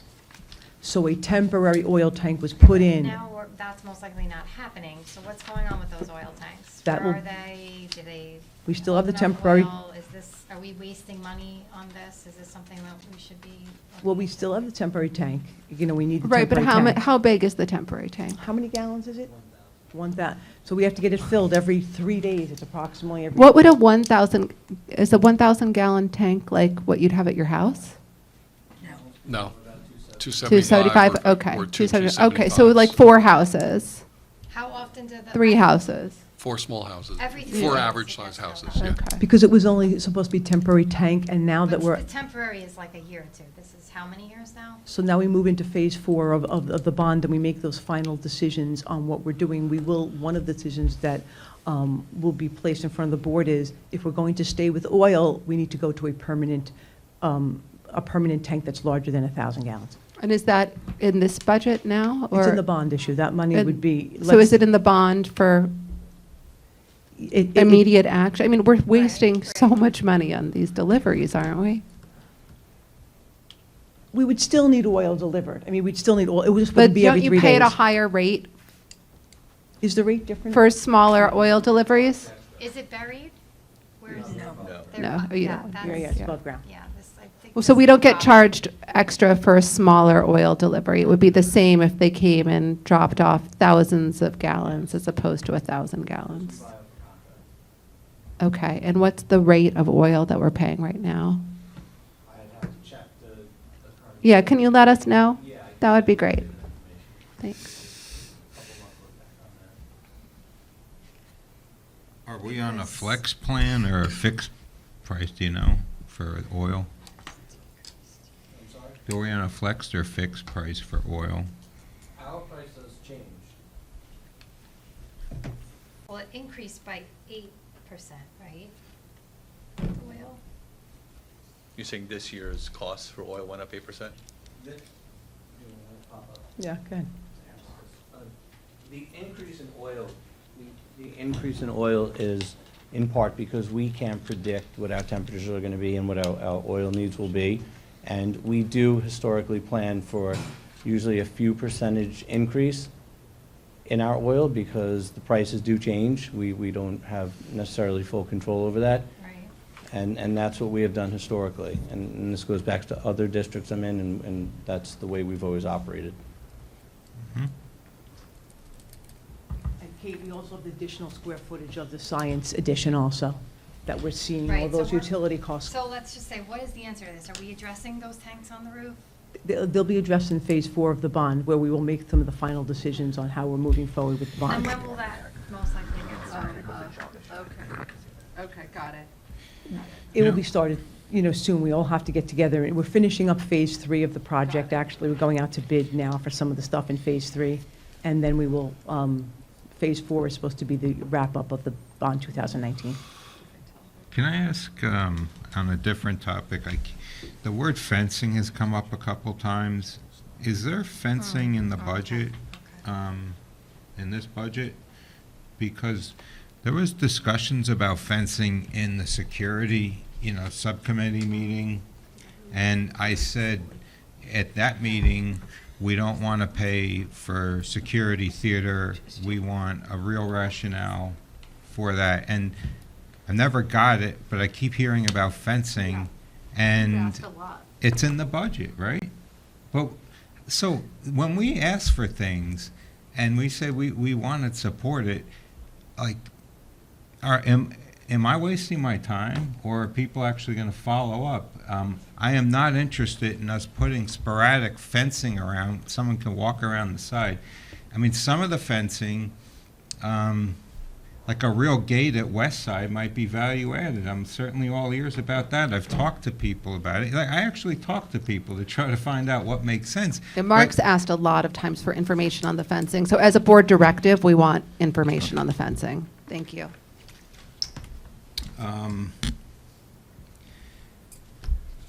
And service dog might be a stretch, Dr. Barnes. I don't know if we're going to do that, but that would be great. But it's going I'm to in be a on the lot of dog. work to find a place for housing, and they need to eat. But some of these initiatives, I guess we're gonna have to wait till next year to do this process and really incubate ideas and craft a budget, right? That's gonna be how we're gonna do it. So I'll just stop at this point. I already said that before, but I'll do it again. On this account here, the TAN, interest on TAN, Just make sure you're How- speaking in the how microphone. large is that? Like, how much money is in that we're collecting What, this? what are you looking at, Kate? What sheet, so I'm we on can look page with you? 19. That's an expense, right? Well, it Yeah. I think says she's in her binder. Or is that- not on the interest on presentation. TAN. Earned interest or paid I interest? don't know. It I don't know, says I'm not in it. What presentation are you in? I'm Kate? on page 19. Of which Of one? which tab? Of expenditure budgets. Curious about this. So the TAN expenses, TAN stands for Tax Anticipation Note. Yeah. And we don't begin to get our property tax money in from the towns until December. So from September to December, we have to borrow money to make our payroll and other Okay, expenses. so we do that every year. It's every year, it's an annual thing. And the amount fluctuates, the amount we borrow fluctuates a little, but really what fluctuates is the rates. So And how much do we, like, average do we borrow? about 12 to 14 million, about 12 to 14 million dollars. Wait, we're So borrowing why money don't when we we have a lend it surplus? to ourselves? Right, that's what I was going We to say. have Can't $30 we borrow from million. ourselves? We should lend the money to ourselves. Bond counsel has opined on this, that money, that which is reserved for a specific purpose, So we pay. is conservatively not to be used for other purposes. That's just an opinion of bond counsel. So Well, we pay. We should explore that more I because agree. that's one council and There are districts. the U.S. government does this all the time. Every dollar of Social Security has Yes. been loaned somewhere else and. There I are don't- districts that do it, Bill. There Yeah, are, okay. there are districts that do it. Because There it are. costs a significant amount of money to borrow that. A couple hundred, it does. How much, a That's couple real money. $100,000? Yeah. Yeah. Yeah, it's a Yeah. lot of money. Yep. And we Does. have a surplus, and Yeah. Right, I guess 30 our million. surplus wouldn't cover it, but could we use our surplus what for Bill's that saying. amount Yes, of he's saying we time? should be borrowing it. Yeah. It's all the money we on our own talked about money, last yes. year at Flushing Savings and Okay. the other Yeah, I think we need to investments. look at that. okay. And it's Keep short going, term. Kate. I mean, Keep finding money. Let's see. What else we got here? So, And it looks like our insurance went up 10%. Is that, About 14% is the estimate from is that just NYSER. because they're raising, is there, Their claims and our history, yes, together. Most districts went up about that percentage. It was a similar increase last year, wow. yeah. what about, the Washington trip costs $930 Let's go. now? I just It is a wrote a lot. check. It is a lot. It's part of, it's part of their education, and the parents in this district probably generally have means, but more may be struggling than we appreciate, and that's not all right. I mean, I wrote a check for Model UN, all in, I don't know, that was $600-700 when you're done. That's a club, you could say, or whatever, but the DC trip is part of your education. So I think, and again, that's just my opinion, I don't know if the board shares it, but we should be supplementing at least some of that trip. At $930 is a lot to ask a family. Yes, Mark, it's something we asked about last year, like, Oh. can we stop nickel and diming the community on things like trips and the plays? And I know we talked about how we have to pay for the costumes for the plays, but if it's like a Lloyd Harbor play and everyone's doing it, it's not just a small group, but even if it is a small group, what are we doing with charging $75 to people when we have all this money, or Or why don't- $900 for a trip that they're required to go on as part of their education, right? I mean, they could maybe claim hardship, right, and get support, but Yes. maybe the family doesn't qualify for but it's getting ridiculous. And I mean, Or maybe you read the email wrong and fill out that, right, Caitlin? what- check the, So anyway. I could definitely. I was like, did I do that? No, I will pull all the trips that we do we could separate clubs and then like DC that are separated, what those costs are. We can see what we can do to include them We into should the budget. I mean, we don't have to pay the whole trip, but at least let's supplement some of that. Maybe cover a third or half, whatever. I mean, I Yes. think The trip, enough is enough. What the people pay a lot in taxes, and they should get value for their taxes. And you know, even Westside's a wonderful school. It looks dated. It shouldn't. Westside gets the least attention of So, any school in this district. You know, I like going there because I feel like I'm in a time capsule a little bit Yep, sometimes. it hasn't changed But since I went to luckily- school there. Right. Luckily, the My the artwork piece- is George still on the Washington wall. was the education is not in a time capsule. It's excellent. Thank you for that. But let's, you know, let's spend our money efficiently. And I'm not you're not the arbiter of all this. I'm not blaming you. You're the keeper of the money, so you're in the front line there of. But I'm talking in general. We have to think bigger picture and think. You know, where can we save money? I probably should do what Kate's doing and go line by line. I'm sure there's a lot of nonsense that shouldn't be taking place. And to Kate's point, everything should look pristine. Sorry, not Kate, Alex's point. You know, and there's no. But it's just like the high expectations. We have high expectations for everything, and it's like that broken window theory, right? Like the place looks like a mess. And then it doesn't show kids and parents that we respect the school. We've got all this money here. I just don't understand why we're not putting more into our capital projects in a really Capital. conservative and thoughtful way. As well as a- education. Right, and endeavors. the instructional piece. And I do think the proposal for instruction, when walked through, it makes a lot of sense, but we need the information so that we can make good decisions and support the decisions, right? And maybe the list can be longer too. I mean, is this Yes. everything? So, I mean, I don't know. And I don't know if this is the best deployment of the capital either. So that's what I don't know. I'm not going to find out tonight, but that's what I would like to know.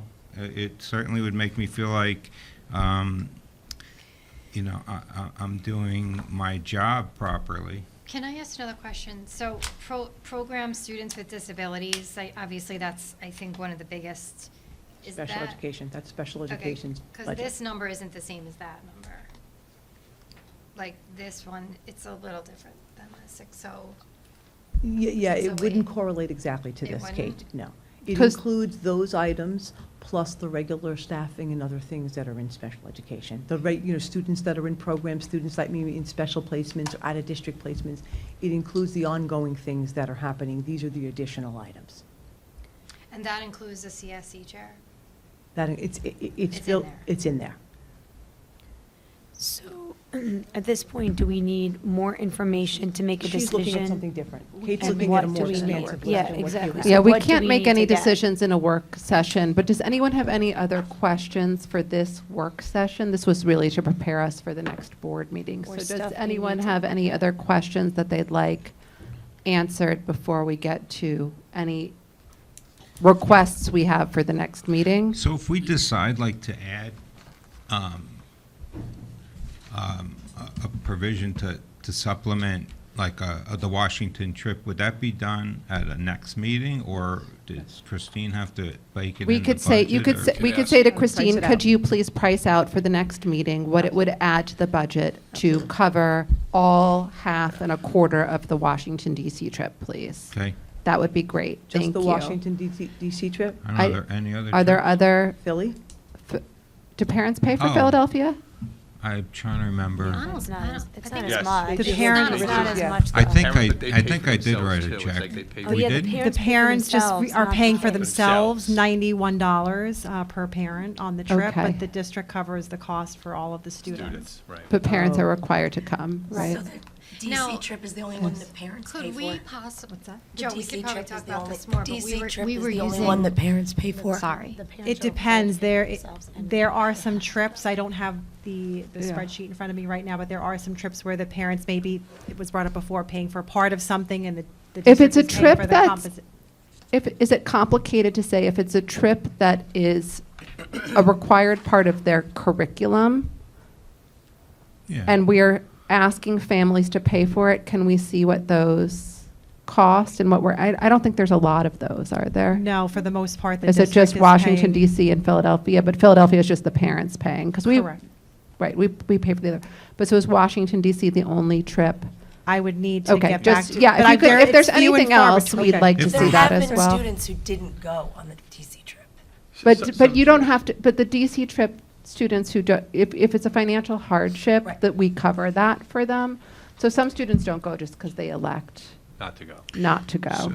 So we could look at all Yes. field trips. Those are non-club Right. separate out. So the field trip, that would be DC, where, like you mentioned, Model UN would be a club trip. Right, that's A a club club. So trip we could feels divide up field separate. trip and Right, club. I We could see agree. what they're at. Yes. What No about clubs. robotics? When they compete, like, is that covered by the school? That's a or they club. have That's a to- club. They have to They pay? They raise the And money. they Yeah. actually do a lot with donations. And the school actually did pay a portion of We it, helped. We right? did last year, we did, when they We went all the helped, way like- to the We Worlds. paid a We portion rented of the it. But van for them going up to Albany. Okay. Mr. Bongino, when lacrosse or when the girls' basketball just went to states, who pays for that? Mike, do you want to go? Yeah. Come on up. Also, we saw your haircut, or I saw your haircut on the internet. Yeah. Yesterday, internet. I saw your haircut live on the internet, but I'm glad to see it in person About to be on today. MSG in about half hour. Oh, that's so exciting. Wally Zerbiak is going to make an announcement about winning the state championship. So exciting. Congratulations. So the New York State tournaments that we are fortunate to go to, it's paid by two sets of people. Section 8 covers the transportation Okay. and the hotel rooms for the athletes and the coaches. And Okay. myself, I guess, if I'm going. Food is the Seahawks Booster Club. Okay. Thank you. So is there some trip, there's like a lacrosse trip or something that Okay. parents have to pay a lot of money So for, right? that's so girls basketball chose to go to Florida. State champion Yes. girls basketball. Yes. So exciting. But before they Yeah, won okay, that, okay, they before- they chose to go to Florida. Florida. Okay. The boys lacrosse team is choosing to go play a couple games up in Westchester Right. against some high-quality opponents. And they do that every year. That is It's every year, expensive. and it's always been a parent or a team paid for trip. They don't have to go. They could have non-league games here. That's the difference between the state tournaments. Okay, thank you. Same I knew thing there with was track. something, it's about $900 though, is that right? Is that my understanding? The lacrosse trip, does it cost that much or not that much? No. Oh, okay, no, in my it'll mind, be I thought it did. Close, less than 5. Oh, okay. Less than Okay, five. less than $500, Yeah. okay. We But cover. they just go to we also Westchester. Maybe fundraise. that's why people well, are I know upset. it's Yeah, bigger okay, picture, yeah. but there's a lot of fundraising that goes on, but we try to reduce the cost in all Okay, aspects. okay, thank you. But so anything that's curricular, I think, and required would be, I think, of interest to the board. Does everyone agree? Yes, okay. Is there anything else anyone wants additional information on before the next meeting where we actually can take action on items? So I know we have a couple of different scenarios.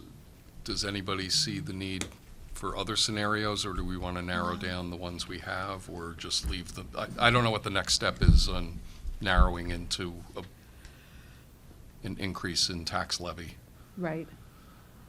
How do we get to that next step? So this presentation here actually shows you a little bit in more detail the 3 scenarios, Right. I think, as opposed to maybe there were 6 before. Yeah. But is there a question that you have about looking deeper into any of them in particular? No, I guess procedurally, we just decide in May or in April which one we want as a board, right? Yes, that's correct. To adopt the budget, yes. Yes. Okay.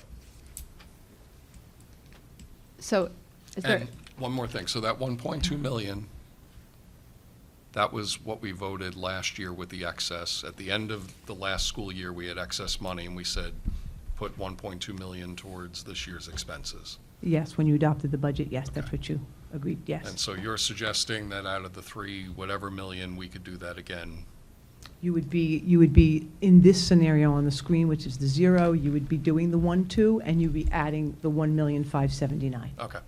Okay, so Christine, we're going to get more information on the fencing. Yeah. We're going to get the information on the trips. We're going to get information on whether or not we can borrow against our own money or borrow from ourselves Right. rather than spend that money, which then would give us more money back into our budget. Is that correct? Patan, yes? Okay. I had one more. We forward, we pull forward some things like Alertus we did. Yes. Why don't we pull forward on that 1.7? We still have a surplus. Why aren't we pulling forward some of those expenses and reducing the 1.7 in the coming budget? Some of the things that we pull forward are things we can buy now, but if the contract and the service is going to occur in the 25, You 26, can't. we can't from an auditing All right. perspective and an accounting perspective. It has to be expensed in that year. Understood. Thank you.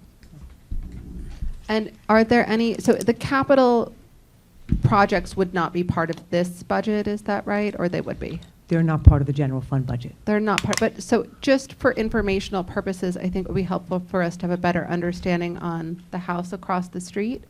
And is anyone else curious about any other capital projects Yeah. that, like a west side improvement and Well, I was just interested, kind of to Mark's point specifically with capital improvements, though. What's our long-range plan for Right. these capital improvements? And I think that's especially important if we're looking at reducing that cushion, which sometimes we may use for capital projects. So what is our long-term plan? What do we want to do this year and next year or 5 years? Maybe more detail on that?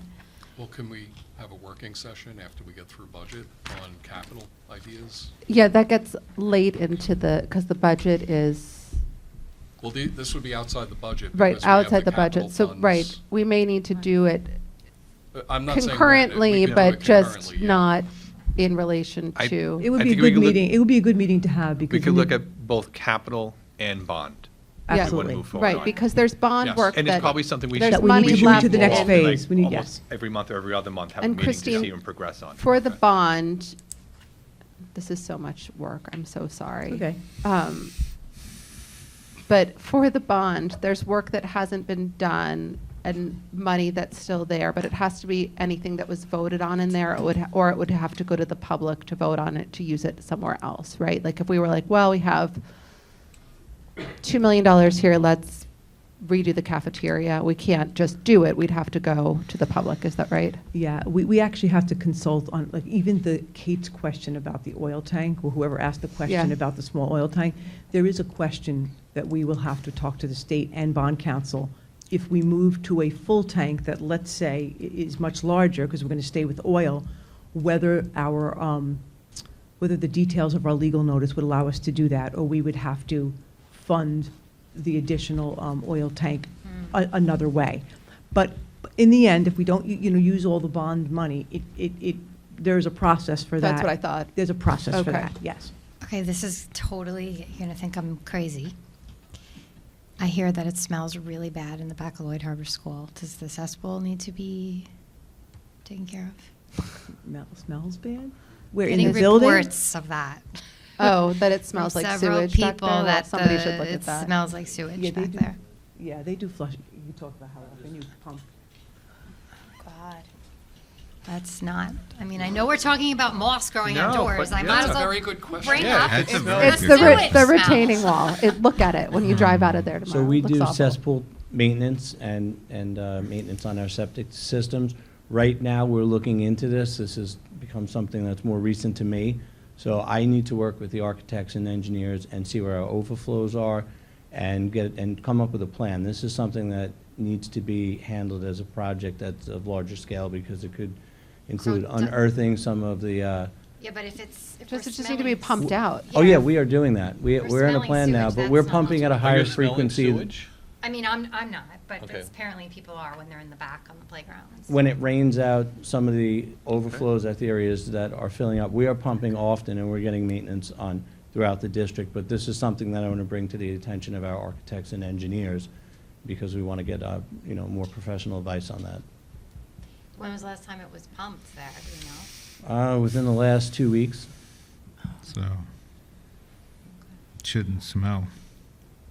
Well, that's what Unless we're there's a looking leak, into. like a pipe is leaking. Does it, Well, you may have to remove solids too. It's not just pumping. does it smell in the school? Right. Not in the school. Okay, that's enough. We have such, So, we have such No. wide. I'm sorry that's how I have to. Thank you, Mr. Woolman. Yeah. Well, I don't know. Okay, No. so on that note, committee. on that note, now that we reached solids in the septic Right. tank, is there anything else anyone wants to discuss in this work session, or are we ready to call it a night? So the lighting on the upper turf, come on, you think I'm going to let you go before midnight? The lighting on the upper turf, is that in the budget? Because I thought we needed some lighting, right? No? Yes? Mike? Anybody? I don't remember any lighting on the upper turf. I think that's facilities, isn't it? Yes, but I want to add. So that wish list vision was a walkway of lighting. The upper turf, there's a lot of background to why there's no lights on the field. That has to do with housing Light ordinance, and yeah. neighbors. Okay. I would love Yeah. to see lighting To the walkway, for yeah. our Yeah. exit out. We're on board, I mean, maybe. I can't, I'm one No, person, but that was a vision. I think we all probably Um, support good lighting. on Storage, paths, we yeah. need. You need storage. I I want you to have is storage. in my regular budget, Um, as well as the in-field house scoreboards, which is That's in your bond-related. budget? Extra storage is in this It budget? is, in my, Enough storage? yes, enough storage for me. I mean, Turf on that's west side. Turf on the outside? Oh, yes, I mean, That's not you. You Turf have where- turf. Where? Turf Where do you want turf? Uh, Mike? Do you know where on your way to the Creative Learning Lab in the library, the glass hallway, and there's some concrete, and there's the white wall, and there's some tables outside? The vision was to have an outdoor learning space in that section. That's the slate there now? Take up the slate and put down turf? Is that what you're saying? Is that the slate there? Were you talking about the slate? Well, beyond the grass, so having something using that space onto, and then maybe replacing some of the grass with turf. Okay. On the same level as the glass hallway or down? Yeah. Down, so not that level below. Understood. So something like that would have to be in the capital budget? Capital improvement, yeah. Okay. Last year, were we Okay. given a list of things that that people wanted, that we were able to use what was left from the Yes. 23-24 Yes. budget? Yeah, we, Yes, we were, Right, Lisa. like we were able to pay for crew and we were able to Yes. pay for the windscreen. We weren't given anything like that No. this those year. were the equipment that we moved from one year to the next. One of the meetings, we did speak about those items, that equipment that was in the 25-26 budget, that we're moving to 24-25 and using some of those resources. But even the prior year, it was really equipment-based items. The windscreens, whatever did that prior year. So I here- think that's a good point, too. If there's anything that we think we can take out of the future budget and pay for this year, that would be helpful to know Thank you for also. making me say it. Poor Lisa and her voice, but Mark put his jacket on, so let's take this opportunity to end the meeting. Yeah, that's all right. I'll let you off. Thanks, Mark. No, really, I thought this was really very helpful, so thank you all. And Christine, sorry you're in the hot seat for this, All but right, thank comes you. with the territory. Thank you very much. Can I have a motion to adjourn? Bill, second. Heather, all in favor? Thank you so much. Thank you, everyone. Good night.